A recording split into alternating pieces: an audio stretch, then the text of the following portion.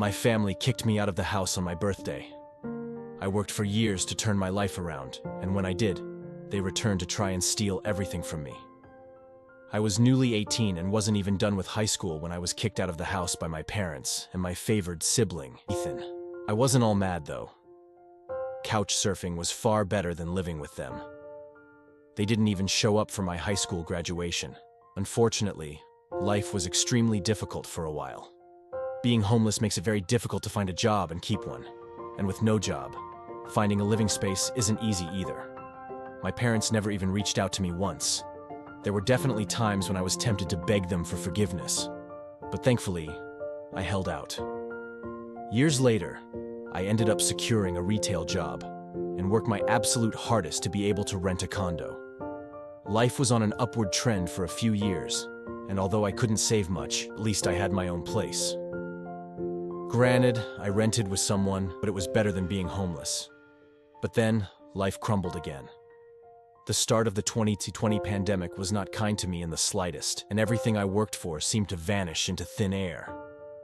I lost my job and couldn't renew the lease on my condo because my roommate also lost his job, and neither of us could afford the place on unemployment money. As the lease was ending, my roommate left early to move back in with relatives, and I had to sell nearly all of my stuff because I was soon going to be homeless if I didn't downsize to an extreme. Thankfully, I had a plan. Years ago, I had bought a truck simply for the fact that I've always loved trucks. So I found a $1,000 camper in good shape and put it on my truck just so I could live out of it for a while. It was supposed to be temporary, but I ended up living out of it far longer than I ever thought. I originally was hoping to be able to live out of the camper at my parents' house, where Ethan and his family still resided as well. I swallowed my pride and asked them to let me stay in the camper beside their house. But when I did, they told me they had a full house and didn't want me there. They said they'd only agree to let me park my camper there if I paid them basically what it'd cost to rent an apartment in my area. That was way too much just to park my camper. I was jobless and trying to save as much of my unemployment money as I could till I could find a new job. I may as well be living in an apartment with that rent price they were asking. My parents called my camper an eyesore and told me to take a hike since we couldn't come to an agreement. And Ethan's wife, Carla, thought it was absolutely hilarious that I had to live in a camper. Ethan joined her in mocking me while calling me a homeless bum. After being told no by my parents, I parked my truck camper in a store parking lot to sleep on the first night that I had nowhere else to go. I felt scared out of my mind that someone might try to break in. Suffice it to say, I didn't sleep well that night. There was nowhere else I could go, as any other relatives that owned houses were fairly far away, and all my friends were all apartment people, and I was pretty attached to my area as well, so I didn't want to just leave. I'd also had my mail forwarded to a friend's apartment. It was the only way I could still get my mail anymore. Finding a stable place to park was pretty difficult. I went looking around to try and find a job similar to my old one. It took months of living the nomadic camper life. In that time, I had to deal with a lot. Everything from beggars and addicts to people demanding I leave because my camper was an eyesore. At one point, someone who told me to move claimed to be with an HOA. I wasn't even parked on a street with houses, and when I questioned what HOA, they got incredibly belligerent and threatened me. I moved my camper anyway just to avoid the trouble. In order to have a steady supply of electricity, I learned to use a long extension cord to plug in anywhere I could to recharge my camper batteries. This meant sneaking around and plugging it into an outside outlet of a random building while parked on a street. I know that's a crumby thing to do, but I had to keep my batteries charged so my refrigerator would stay cold. I had a small solar power bank for recharging my phone, but I didn't have anything like a generator, and generators are noisy and require fuel anyway, so I did what I had to do. After months of living like that, I finally managed to get a new job. I had to move to the neighboring city to find a job that didn't involve retail. I worked retail while in college and promised myself never again, though I was nearly ready to break that promise. I was still getting unemployment money, but I had no stable place to live while receiving it, and I didn't want to still be jobless when it ran out. Plus, I was bored out of my mind. I had little else to do but read, watch movies on a small portable DVD player, use my phone or laptop, and keep note of where I could park and what local public bathrooms I could use. I kind of envy that the Japanese have public bathhouses. We could really use stuff like that over here. When I finally landed a new job, I practically lived in the back lot of the building by the warehouse in old employee parking spaces. Literally no one else seemed to bother using because they were so far in the back that the area was borderline forgotten. My boss, the company owner, actually liked this arrangement because I was willingly available to take any shift I could get, so long as I had enough sleep. He even let me take the camper off my truck and set it up in one of the spaces so I could drive around without it. Not exactly sure if this was legal, but no one bothered us about it. The entire time I lived back there, I didn't have to deal with many trespassers. There were a few, but the security guards escorted them out. I was pretty much on call almost all the time when they needed me and was working virtually every day of the week. My boss let me plug my camper into the building for power and water, and I paid a small amount of rent by working for free on Sundays, when no one else was in the office but the janitor and security guard. Beyond that, I usually had to shower at a friend's apartment or at my local gym, as the camper didn't have a shower in it and only a portable toilet, and I didn't want to fill it because emptying it is a nasty chore, so I used other bathrooms as often as I could. I had a key to the warehouse and could go in to use the bathroom there at any hour. I was even on a first-name basis with the night security guard. He's since become one of my closest friends. The camper was easy to heat in the winter with a small electric heater. Summers were not fun though. The camper didn't have AC, so I had to get a portable air conditioner just to make it bearable. I made a lot of overtime pay and hands-on learned some new skills from other employees. Eventually, midway into this year, I landed a better position in the company as a supervisor and started making a better salary than my old job. That's when I decided I wanted a house. The scare I'd gotten from losing my condo made me realize I needed something much more stable for the long term.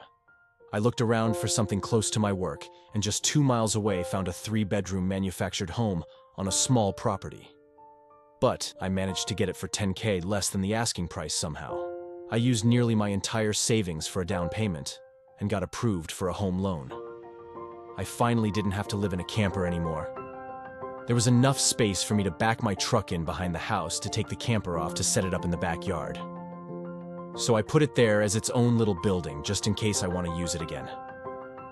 When I was fully settled in the house, I was dumb enough to brag about it on social media. My family saw the post, and that's where this mess really starts. After a few weeks, my parents and Ethan, along with his family, came to visit completely unannounced to have a tour of my home. I didn't even give them my address, so how they found out where I live, I still don't know. None of my friends have fessed up, and no prior family members visited me before that, so I wonder if they stalked me at work and followed me home or something. It really wouldn't surprise me. Once I opened the door, they practically all shoved their way in like rambunctious tourists, then just started making themselves at home. They all kept poking around, and Carla had this creepy smirk that she was repeatedly flashing me.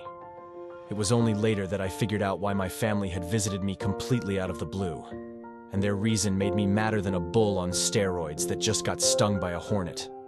You see, my parents were constantly talking about how I've got so much extra space now, and it's too much for someone like me who has no wife or kids. And Ethan kept remarking about how there was more space than our parents' house, and my house was closer to his job too. Red flags all around, I know. Eventually, Ethan asked me to speak privately. Everyone else suddenly left the room and piled out onto the front porch. That's what finally made me realize they'd planned something.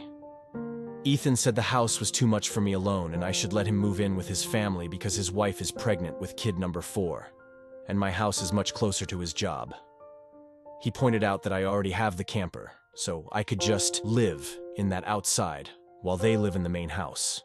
And I'd like to point out that Ethan never once spoke of offering rent. Mind you, he's got a good job. He also started talking about how there would be changes and even curfews, and that I couldn't just walk in at any time without prior notice. If it weren't my brother, I'd think the person I was talking to had lost their mind. But Ethan lost his marbles long ago thanks to our parents treating him like he was the center of the world. I tried to speak, but he kept talking over me as if I had no say in the matter. There was no way in hell I'd rent my house or parts of my house to him. Other people maybe, just so I can pay the mortgage off more easily, but certainly not him or his nasty wife. I've heard of this exact kind of situation in videos online many times, and never once did I think I'd actually live it because I thought it so ludicrous.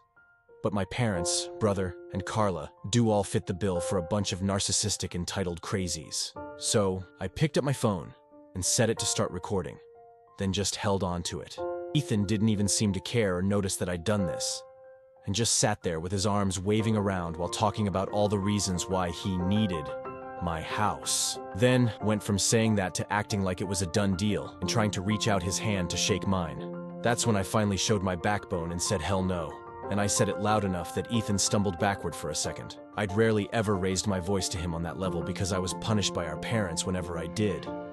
But this was my house, not theirs. My spine can be as shiny as it wants here. I stood up and then told him that my house was not up for grabs, and acting like I'll let him move in just because they want it won't make it happen. I bought my house for me, and it's not my fault he keeps having more kids and has to keep living with our parents because he can't afford to move out. Ethan got as physically close to me as he could without actually touching me and said that I didn't deserve the house and he needed a better place for his family to live. I laughed back in his face and said that was total bullcrap because I worked hard to be able to buy my house. Of course, I deserved it. Ethan started yelling that I have no wife or kids and I don't need all the space, so I may as well give it to him. I said I'm not giving him anything, and he never even offered to pay me rent. If I let him move in, I'd still be covering the entire mortgage on my own house, without even being able to live in my own house. Then Ethan told me that he shouldn't have to pay rent, because his family comes first, and our parents said I was going to do this, and that I will. I yelled as if their word was law or something and told Ethan that they did not have the right or power to give my house to him. Then, right on cue, my parents and Carla barged back in through the front door and surrounded me to try and force me to agree. There was a lot of fighting, but to sum it up from this point on, I heard the line, "Just do it for Ethan," way more times than I can remember. In the fight, I told them all they don't have a say in my life or my house, and to get out before I called the cops. Carla screamed the loudest at me about how she was pregnant again, and I can't do this to her. I said I did nothing to her. She just assumed she could take and take from me like I would just allow it. I had no obligation to her or her family. Then I called her a stuck-up brat who never had any respect for me, so I don't care what she thinks or how many kids she has. I have no sympathy for her. She won't be living in my house. Well, that made her angry enough to attack me. My brother held her back, kicking and screaming. She kept demanding he let her go.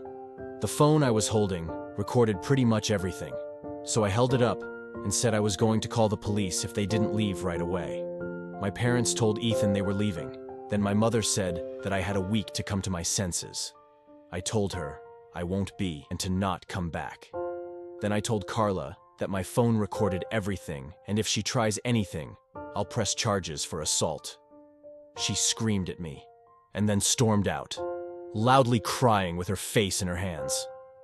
My mother was the last one out the door and said that I better do this for Ethan and Carla. I responded by telling her I won't be.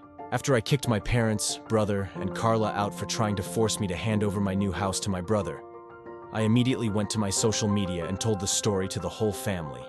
It spread pretty fast, but you won't find it now, because it all got deleted some time ago, and I put my own profile on private. I posted about it because I knew that the first thing my family would do when they got home is try to twist the event to make me the villain, and I was exactly right. But I had about an hour to get started before them, and I had video evidence to back up my story about what they'd done. Being preemptive worked because I got a fair number of family members on my side right away. My parents, Ethan and Carla, must have been all set to write their own post, but it was too late, so they didn't even bother trying to lie much. My parents, Ethan and Carla, had a few flying monkeys supporting them, but not much else. Plenty of others knew how entitled they already were, so what happened was something they all quickly understood and accepted. There was one person in particular that called me. I don't know who they were, but they ranted at me that I was a horrible brother, and I needed to make way for a real family man. I just ended the call and blocked the number. This didn't repeat. The week went by, and my parents showed up with Ethan at my front porch just like they said they would in their prior ultimatum. They rang my doorbell like crazy and also pounded on the door until I finally answered. I opened it just a crack, and they tried to shove their way in again, but I'd installed a couple of latch chains that prevented it, and even braced my body against the door for good measure. My father and Ethan demanded I let them in, but I said I was recording everything on camera and would call the police if they tried to force their way in again.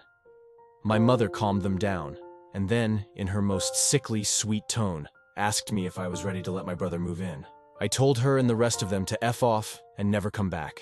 My mother put on the crocodile tears and asked me why I can't just do this for Ethan because he's my beloved brother. I laughed, and then bluntly said, I do not love him as a brother because he treated me like crap for years, and they only encouraged him to do so.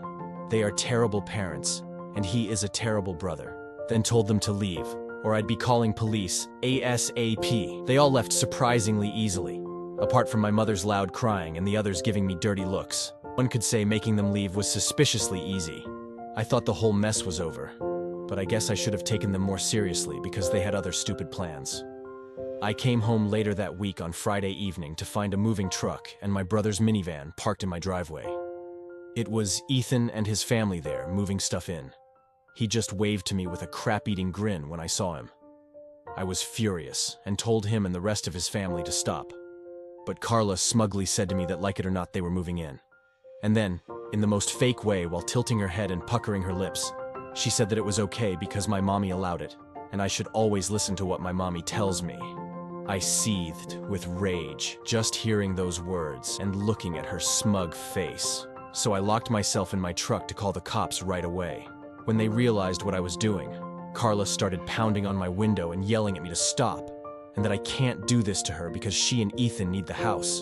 And she cried, "Why can't you just do this for Ethan?" I responded with, "Screw Ethan. It's my damn house, not his."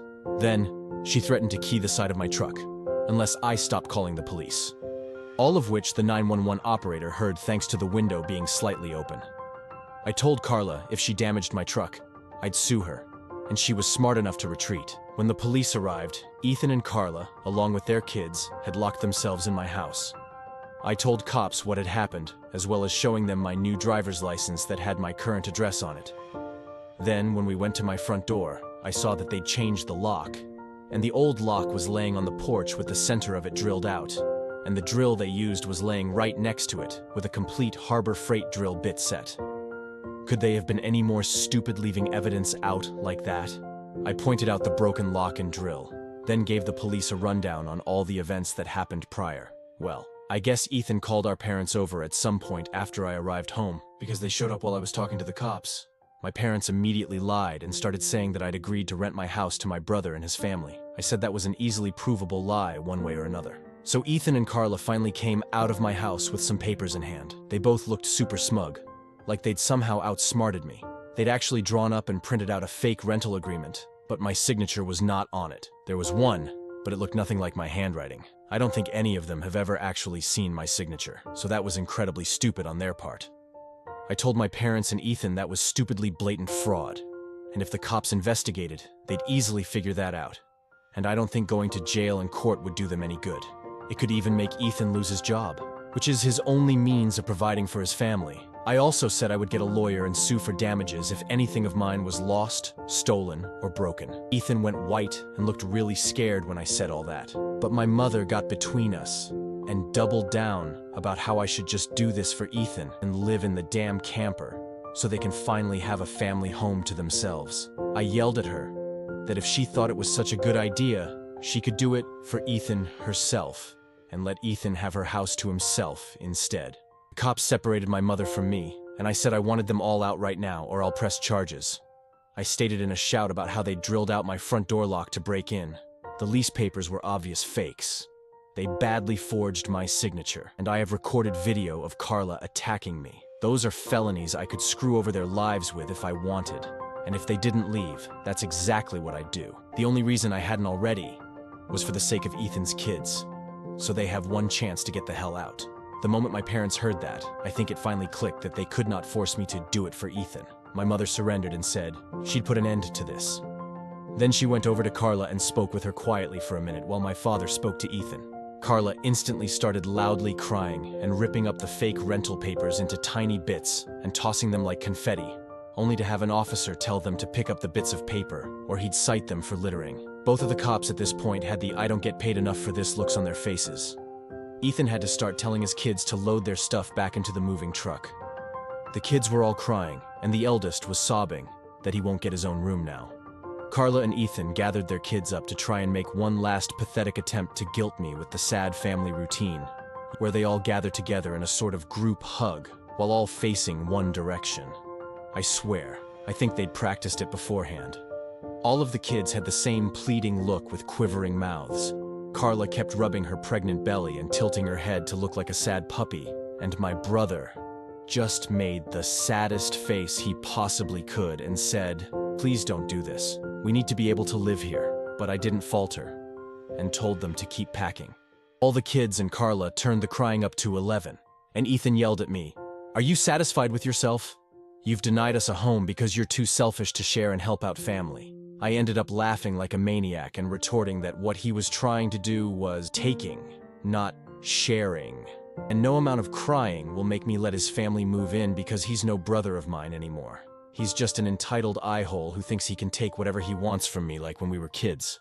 Ethan started F-bombing me until the cops told him to cool it, or he'd be in cuffs regardless if I wanted to press charges. He sucked in his lips and looked a mix of afraid and supremely ticked off. I asked the cops if they could stick around until my parents, brother, and Carla had all left, and they said they had no intention of going anywhere until this had been resolved.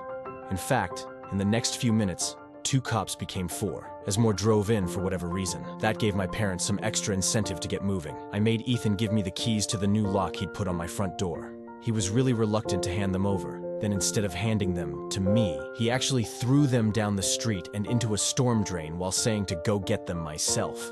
But one of the cops scolded him for that and made him go get them. He had to pull the grate off just to get at them, and he got pretty dirty in the process. When he got the keys back, he just grumbled, then slammed them down into my hand.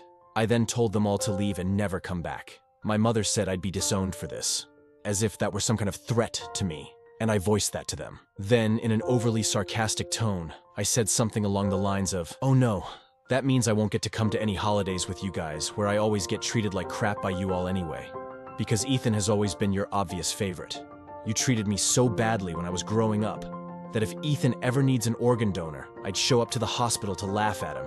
So do like you always told me to do when I was mistreated by all of you, and suck it up." My parents were floored after I said all of that, and the quartet of cops were looking pretty judgmental at them as well. I tell you, if you want to put nasty parents like mine on the spot, confront them in front of cops, because they'll likely not try anything really stupid then.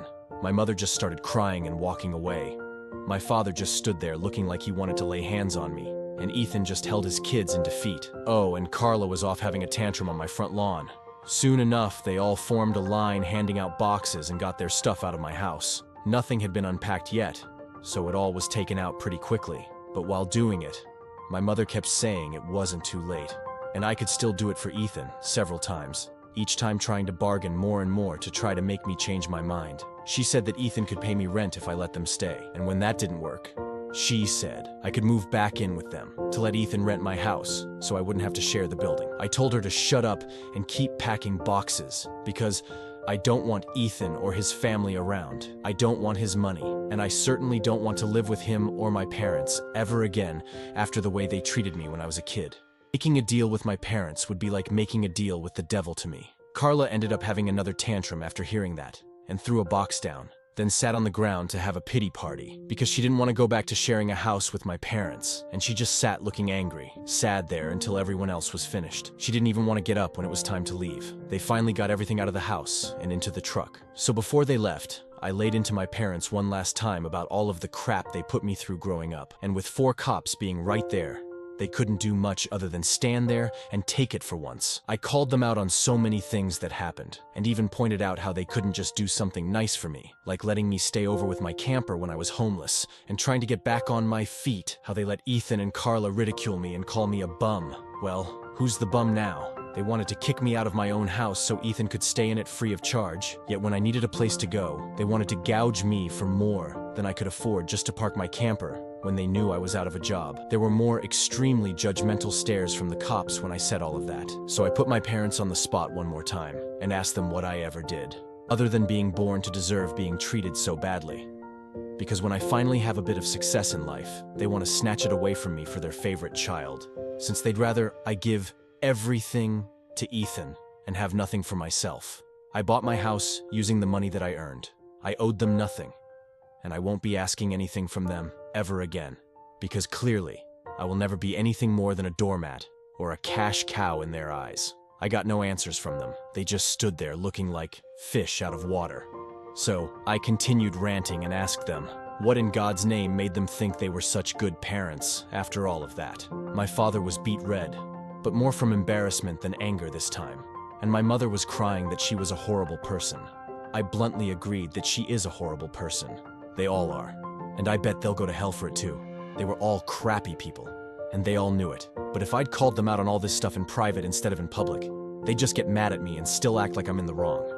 They just kept up the denial for so long that it became a part of who they are. My mother buried her face in my father's jacket to cry, and my father looked more defeated than I've ever seen him. Ethan and his family avoided me entirely as they finished putting everything back in the moving truck. I made sure nothing of mine was stolen. Not that I'd had a chance to get much furniture yet. They all got back in their vehicles, and Carla just stood staring at me with malice until my brother finally got her to drive the minivan home.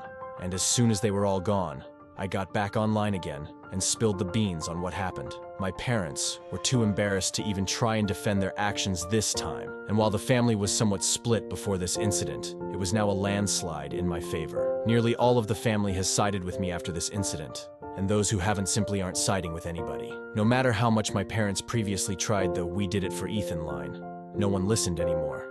So any remaining familial support they had is now gone. Many in the family who I expected wouldn't side with me did. That includes the former flying monkeys. So I guess they've finally had enough. Around that time, I offered to host half the family next Christmas Eve in my new house.